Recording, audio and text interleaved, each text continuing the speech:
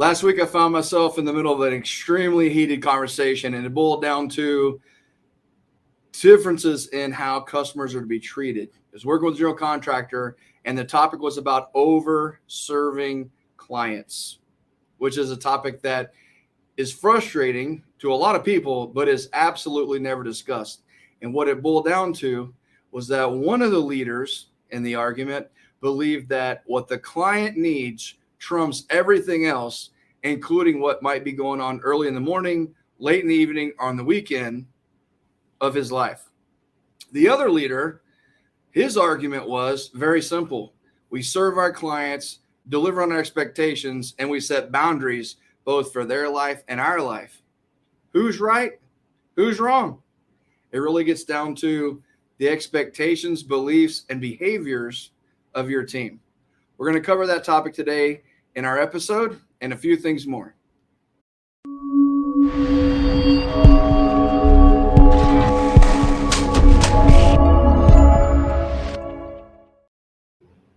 Welcome to the PioneerCast. I'm Dwayne Abels, founder and president of Pioneer IQ. Thank you for joining us. We're excited about this particular episode. We're in the middle of a series that we refer to as the 7 leadership indicators. Hopefully, over the course of the next several minutes, you're able to capture some insights on how to develop your leaders. Number 2, how to scale and build your business. Or 3, some insights on your market.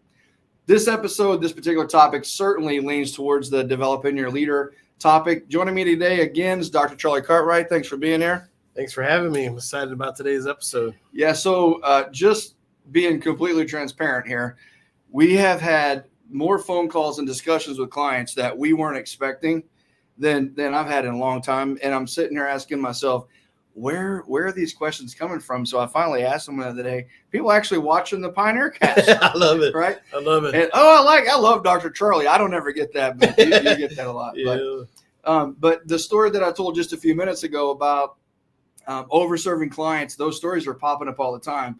We're hearing about flexible work environments. We're hearing about flex time. We're hearing about compensation. We're hearing about the vaccine. We're hearing about all these different topics. And it gets down to, how do we want people to behave, respond, react? And how do we get us all on the same page that we're responding and reacting properly according to what our team is all about?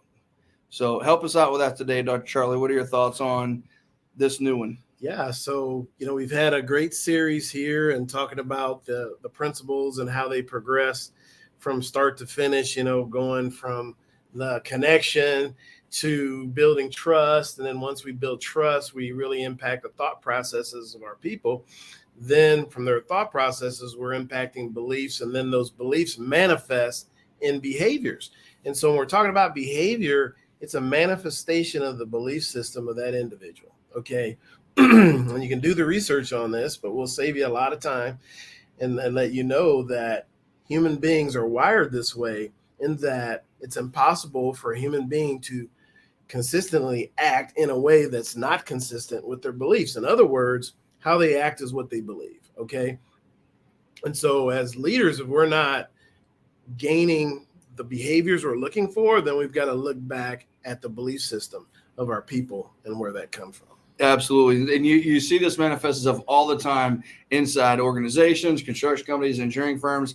I mean, it gets down to why people suggest certain solutions that they suggest. It gets down to selecting particular teams. I mean, where it really gets tough is when it affects a lot of people. We heard that story at the DBA National Conference where there was a large joint venture of multiple companies, design, engineering, construction, all building the convention center there in New York. And it was interesting, so powerful to hear how consistently all the leaders of those firms agreed to shut down the projects 3 different times, not even confrontation, because they were all so aligned with their beliefs that the behavior, the right thing to do, was so clear to them. But it's them because they spent so much time getting clear on what each other believed and set expectations for how they wanted people to behave. Yeah, 100%. And so that is so critical in business and in leadership. And, we were talking about earlier how I do a lot of work with safety professionals, and they'll talk to me about, hey, my people aren't wearing their PPE, or they're not following a proper procedure in order to keep themselves safe. And I always tell them, they don't believe you. They don't believe you. Okay. So when you say, if you do this, you're going to get injured. If you don't wear this, you're going to get injured. They don't believe you. So once again, we go back to building that trust, that we haven't got that level of trust that we need. And there's a really simple formula for this. Trust over time equals belief. Absolutely. Okay. And so the longer we have that trust relationship and we're building it, then those beliefs naturally follow that. And then, of course, on the heels of beliefs are behaviors. Yeah, that reminds me of that you were working with one of our clients several years ago. I didn't know you very well at the time, didn't really know you at all. And one of the things that you told the client, I think the client was MMC Corp, headquartered here in Kansas City, and you were speaking to a bunch of their field folks. And one of the things that I remember you saying is that safety is not a policy, and that was something that really kind of changed my perception of things. And now getting into these leadership indicators, you start to connect the dots on what that really means. So which is really deep. But at the end of the day, it boils down to being aligned with what we really believe and setting expectations for how we want our folks to behave. So true. Yeah. Great leaders impact the belief system of their people. And then the byproduct of that is the behaviors. When we try to legislate behaviors without impacting the belief system through trust, we're dead in the water. Yeah.